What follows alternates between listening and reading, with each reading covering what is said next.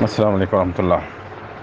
قربانی کے مسائل میں ہمارا تیسرا مسئلہ جو شروع ہوگا وہ دو چیزوں پر مشتمل ہے۔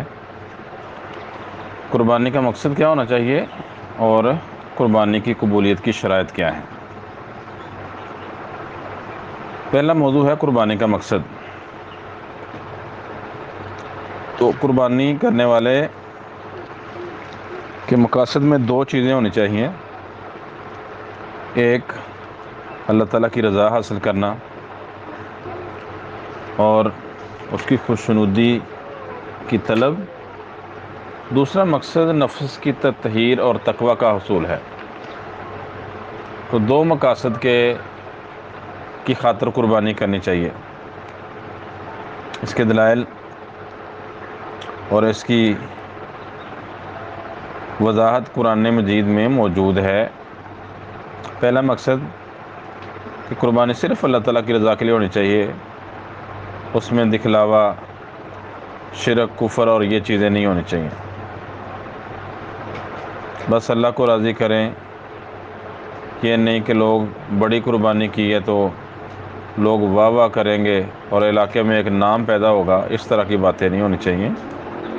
قربانی صرف اللہ تعالیٰ کی رضا کی خاطر کریں۔ اس کی دلیل سورہ انعام میں آیت نمبر 162 ہے۔ اللہ تعالیٰ ارشاد فرماتے ہیں، قُلْ إِنَّ صَلَاتِي وَنُسُكِي وَمَحْيَايَ وَمَمَاتِي لِلَّهِ رَبِّ الْعَالَمِينَ، کہہ دے بے شک میری نماز اور میری قربانی اور میری زندگی اور میری موت اللہ کے لیے ہے جو جہانوں کا رب ہے۔ اس آیت کی تفسیر میں حافظ ابن کثیر رحمہ اللہ تفسیر ابن کثیر میں لکھتے ہیں، اللہ تعالیٰ اس آیت میں آپ صلی اللہ علیہ وسلم کو حکم دے رہے ہیں کہ آپ مشرکین جو غیر اللہ کی عبادت کرتے اور غیر اللہ کے نام پر جانور ذبح کرتے ہیں کو آگاہ کیجئے کہ آپ کی عبادت اور قربانی کا طریقہ مشرکین سے مختلف ہے، کیونکہ آپ کی نماز محض رضا الہی کے لیے ہے اور قربانی فقط ایک اللہ کے لیے ہے جس کا کوئی شریک نہیں۔ پھر اس آیت کا حکم قرآن کی دوسری آیت فَصَلِّ لِرَبِّكَ وَانْحَرْ کی مثل ہے۔ اس آیت میں بھی حکم ہے کہ آپ اپنی نماز اور قربانی خالص اللہ کے لیے انجام دیں۔ تو یہاں اس بات پہ زور دیا گیا ہے کہ قربانی میں اخلاص اور للہیت ہونی چاہیے، اس میں دکھلاوا، ریاکاری اور معبودان باطلہ کو ساتھ شامل نہیں کرنا چاہیے۔ دوسرا مقصد ہے نفس کی تطہیر اور تقوی کا حصول۔ آپ جو گناہ کرتے ہیں ان گناہوں سے تائب ہو جائیں اور اس قربانی کے ساتھ مزید اللہ تعالیٰ کا قرب حاصل کرنے کی کوشش کریں، اور دلوں میں جو کھوٹ جب برائیاں پائی جاتی ہیں یا جرائم پائے جاتے ہیں یا برے وسوسے اور خیالات آتے ہیں یا بری سوچیں اور افکار ہیں، یہ سارے ہی ختم کر دیں، یا جن جرائم کا انسان مرتکب ہے وہ جرائم ترک کر دے۔ جب ان جرائم سے پاک ہوگا پھر قربانی بھی قبول ہوتی ہے، اور یہاں مقصود بھی یہی ہے، جانوروں کے موٹے تازے اور زیادہ گوشت والے ہونے کہ اللہ تعالیٰ یہ چیزیں مرغوب نہیں ہیں اور نہ ہی اللہ تعالیٰ کے ان چیزوں کی طرف دھیان ہے۔ اللہ تعالیٰ تو جو قربانی کر رہا ہے ان کے دلوں کو دیکھتا ہے کہ دلوں میں اللہ تعالیٰ کی محبت، خشیت، للہیت کتنی ہے، اور اس کی وضاحت بھی اللہ تعالیٰ نے سورہ حج میں 37 نمبر آیت ہے اس کے تحت بیان فرمایا، لَن يَنَالَ اللَّهَ لُحُومُهَا وَلَا دِمَاؤُهَا وَلَكِن يَنَالُهُ التَّقْوَى مِنكُمْ، اللہ کو نہ ان قربانیوں کا گوشت پہنچے گا نہ ان کا خون، لیکن اسے تمہاری طرف سے تقوی پہنچتا ہے۔ تو ہمیں تقوی کا معیار بہتر کرنا چاہیے کہ ہم شریعت کے مطابق کس قدر چل رہے ہیں، جرائم سے ہمیں کتنی نفرت ہے اور نیکیوں میں کتنی دلچسپی ہے۔ تو یہاں اللہ تعالیٰ کو یہ چیزیں مطلوب ہیں، زیادہ قربانیاں، بڑے جانور اور تشہیر مقصود نہیں۔ اللہ تعالیٰ تو دل دیکھتا ہے، اس میں اللہ تعالیٰ کا ڈر، خوف، شریعت سے محبت اور غیر شرعی کاموں سے نفرت کتنی ہے۔ تو یہ مقاصد ہے کہ تقوی حاصل ہو جائے، تو ہمیں قربانی کے ان ایام میں تقوی کی طرف بھی زور دینا چاہیے، اور وہ کام جن سے اللہ تعالیٰ خوش ہوتا ہے وہ انجام دیں، جن سے ناراض ہوتا ہے انہیں سرے سے ترک کر دیں۔ اگلا مسئلہ ہے قربانی کی قبولیت کی شرطیں کیا ہیں، کن شرائط کے تحت قربانی قبول ہوتی ہے۔ ان میں سے پہلی شرط ہے عقیدہ توحید میں مضبوطی، پختگی، شرک، کفر، اس طرح کی بالکل انسان کے عقائد میں چیزیں ختم ہو جائیں، خالص توحید حاصل ہو۔ جو خالص توحید کو اختیار کرے اور خالص توحید پر قائم ہو، اس کی قربانی قبول ہوتی ہے۔ جس میں شرک، کفر کی آمیزش ہے، اللہ کے علاوہ اور ہستیوں کو معبود سمجھتا ہے کسی تناظر میں، تو اس کی قربانی کیا کوئی عمل بھی قبول نہیں ہوتا۔ ان کے بارے میں جو کفر اور شرک کا مرتکب کرتے ہیں، آخرت پر جن کا ایمان نہیں، ان کے بارے میں سورہ فرقان میں اللہ تبارک و تعالیٰ ارشاد فرماتے ہیں وَقَدِمْنَا إِلَىٰ مَا عَمِلُوا مِنْ عَمَلٍ فَجَعَلْنَاهُ حَبَاءً مَنْثُورًا، اور ہم اس کی طرف آئیں گے جو انہوں نے کوئی بھی عمل کیا ہوگا، کافروں نے، مشرکوں نے، تو اسے بکھرا ہوا غبار بنا دیں گے، اسے کچھ بھی نہیں ملے گا۔ اور دوسری جگہ پہ اللہ تعالیٰ نے ارشاد فرمایا کفار کے اعمال کی حیثیت کیا ہوگی، فرمایا مَثَلُ الَّذِينَ كَفَرُوا بِرَبِّهِمْ أَعْمَالُهُمْ كَرَمَادٍ اشْتَدَّتْ بِهِ الرِّيحُ فِي يَوْمٍ عَاصِفٍ لَا يَقْدِرُونَ مِمَّا كَسَبُوا عَلَىٰ شَيْءٍ ذَلِكَ هُوَ الضَّلَالُ الْبَعِيدُ، سورہ ابراہیم کی 18 نمبر آیت۔ ان لوگوں کی مثال جنہوں نے اپنے رب کے ساتھ کفر کیا، ان کے اعمال اس راکھ کی طرح ہیں جس پر آندھی والے دن میں سخت ہوا چلی۔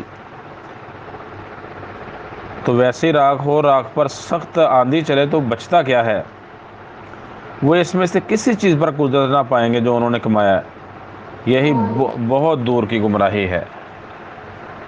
ایسے ہی شرک کی سنگینی کے حوالے سے اللہ تبارک و تعالیٰ نے سورہ انعام آیت نمبر 83، 84، 85، 86، 87، 88 ان میں 18 جلیل القدر انبیاء کا بیان کیا ہے۔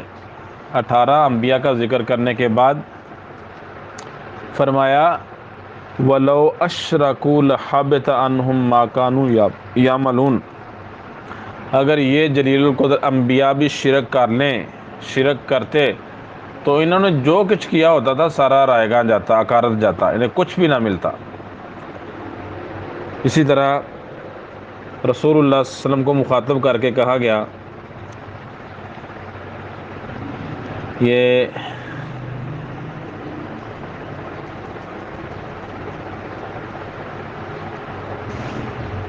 فرمایا اگر آپ بھی شرک کریں لَإِنْ أَشْرَكْتَ لَيَحْبَطَنَّ عَمَلُكَ، اے نبی اگر آپ شرک کریں گے تو آپ کا عمل بھی ضائع ہو جائے گا۔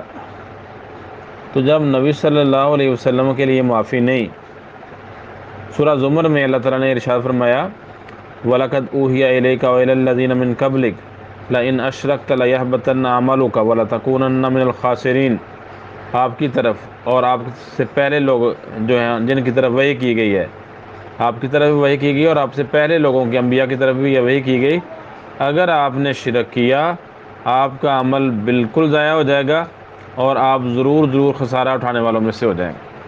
یہ سورہ زمر کی آیت نمبر 65 ہے۔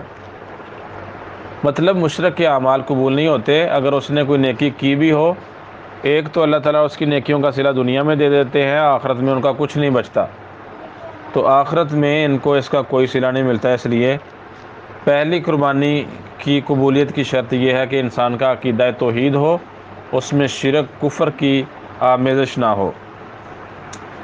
دوسری شرط بنیادی یہ ہے کہ انسان تقوی و للہیت سے متصف ہو۔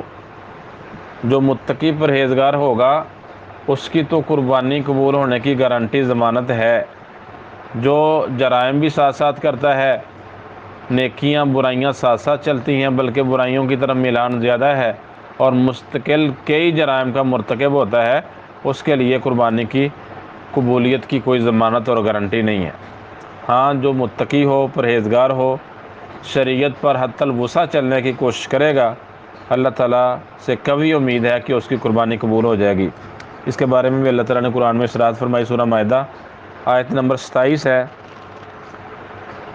اللہ تبارک و تعالیٰ نے سیدنا آدم علیہ السلام کے دو بیٹوں کی قربانی کا احوال بیان کیا۔ فرمایا وَاتْلُ عَلَيْهِمْ نَبَأَ ابْنَيْ آدَمَ بِالْحَقِّ إِذْ قَرَّبَا قُرْبَانًا فَتُقُبِّلَ مِنْ أَحَدِهِمَا وَلَمْ يُتَقَبَّلْ مِنَ الْآخَرِ قَالَ لَأَقْتُلَنَّكَ قَالَ إِنَّمَا يَتَقَبَّلُ اللَّهُ مِنَ الْمُتَّقِينَ۔ اور ان پر آدم کے دو بیٹوں کی خبر کی تلاوت حق کے ساتھ کر۔ جب ان دونوں نے کچھ قربانی پیش کی تو ان میں سے ایک کی قربانی قبول کر لی گئی اور دوسرے کی قربانی قبول نہیں کی گئی۔ اس نے کہا جس کی قربانی قبول نہیں ہوئی تھی میں تجھے ضرور ہی قتل کر دوں گا۔ اس نے جس کی قربانی قبول ہوئی تھی اس نے کہا بے شک اللہ متقی لوگوں ہی سے قبول کرتا ہے، غیر متقی گناہ گاروں کی قربانیاں قبول نہیں کرتا۔ تو یہاں اس آیت میں یہ شرط عائد کی گئی ہے کہ قربانی کی قبولیت کے لیے تقویٰ للہیت شرط ہے، جرائم چھوڑنا پڑیں گے۔ ہم سارے کام کرتے ہیں، قربانیاں بڑی بڑی کرتے ہیں، جھوٹ بھی بولتے ہیں، کاروبار میں دھوکہ فراڈ بھی ہوتا ہے، اور اس کے علاوہ نماز بھی نہیں پڑھتے، داڑھی تسلسل سے مونڈی جاتی ہے یا کاٹی جاتی ہے، اسی طرح لباس اسلامی نہیں ہوتا، عورتیں بے حجاب پھرتی ہیں، گھروں میں موسیقی گانے ڈرامے خوب چلتے ہیں، تصاویر کا کھلے عام اظہار ہوتا ہے۔ تو یہ جرائم چھوڑیں گے تو پھر قربانی کی قبولیت کی امید کی جا سکتی ہے۔ اگر ان جرائم میں ملوث رہے تو قربانی کی قبولیت کے بارے میں ہمیں جو ہے پر امید نہیں رہنا چاہیے۔ تیسری شرط ہے رزق حلال۔ جس کی کمائی کا انحصار رزق حلال پر ہوگا، جس کے ذرائع آمدن حلال کمائی کے ہوں گے، اس کی قربانی کی قبولیت کی بھی امید کی جا سکتی ہے۔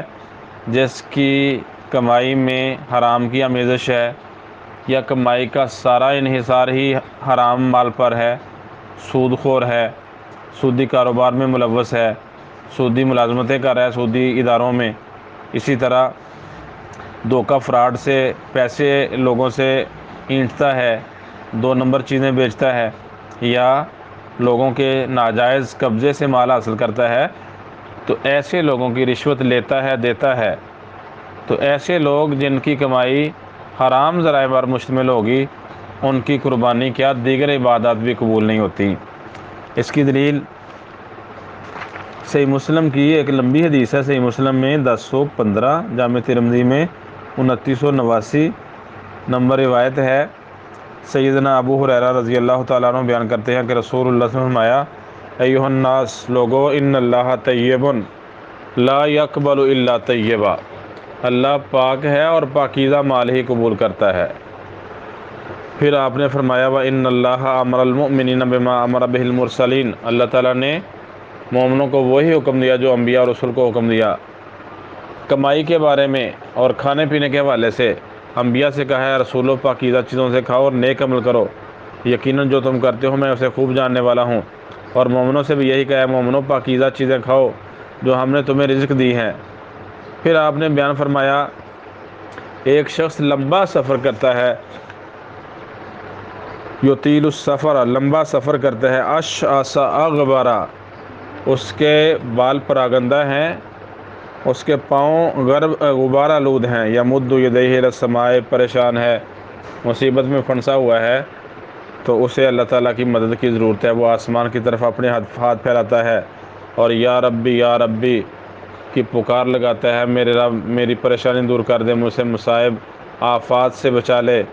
جبکہ وَمَطْعَمُهُ حرام، اس کا کھانا حرام کا ہے، وَمَشْرَبُهُ حرام، اس کا پینا حرام کا ہے، وَمَلْبَسُهُ حرام، اس کا لباس حرام کا ہے، وَغُذِّيَ بِالْحَرام، اسے غذا حرام کی دی گئی ہے، فَأَنَّىٰ يُسْتَجَابُ لِذَٰلِكَ، تو اس کی دعا کیسے قبول ہو سکتی ہے؟ قبول ہی نہیں ہو سکتی۔ ایسے مفلوق الحال پریشان حال بندے کی بھی اللہ تعالیٰ دعا قبول نہیں کرتا، جس کی کمائی حلال ذرائع پر مشتمل نہیں، جس کی کمائی کے ذرائع حرام کے ہیں۔ تو اس حدیث کی شرح میں امام نووی رحمہ اللہ بیان کرتے ہیں اس حدیث میں حلال مال سے خرچ کرنے کی ترغیب اور حلال مال سے خرچ کرنے کی ممانعت ہے۔ قربانی اور زکوٰۃ و صدقات کی قبولیت کے لیے یہ حدیث دلیل ہے کہ رزق حلال شرط ہے۔ حرام مال سے دی گئی قربانی، زکوٰۃ، صدقات اللہ تعالیٰ کی بارگاہ میں قبول نہیں ہوتے۔ تو یہ 3 شرائط ہیں جس سے امید کی جا سکتی ہے کہ یہ شرائط پوری ہوگی تو صاحب قربانی کی قربانی قبول ہو جائے گی۔ اللہ تعالی ہمیں ان چیزوں پر عمل کرنے کی توفیق دے۔ السلام علیکم ورحمۃ اللہ۔ قربانی کے مسائل میں ہمارا تیسرا مسئلہ جو شروع ہوگا وہ 2 چیزوں پر مشتمل ہے۔ قربانی کا مقصد کیا ہونا چاہیے اور قربانی کی قبولیت کی شرائط کیا ہیں۔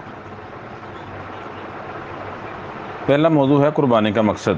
بہترین صدقہ جاریہ حاصل کرنے کے لیے اس ویڈیو کو لائک، کمنٹ اور شیئر کرنا مت بھولیں۔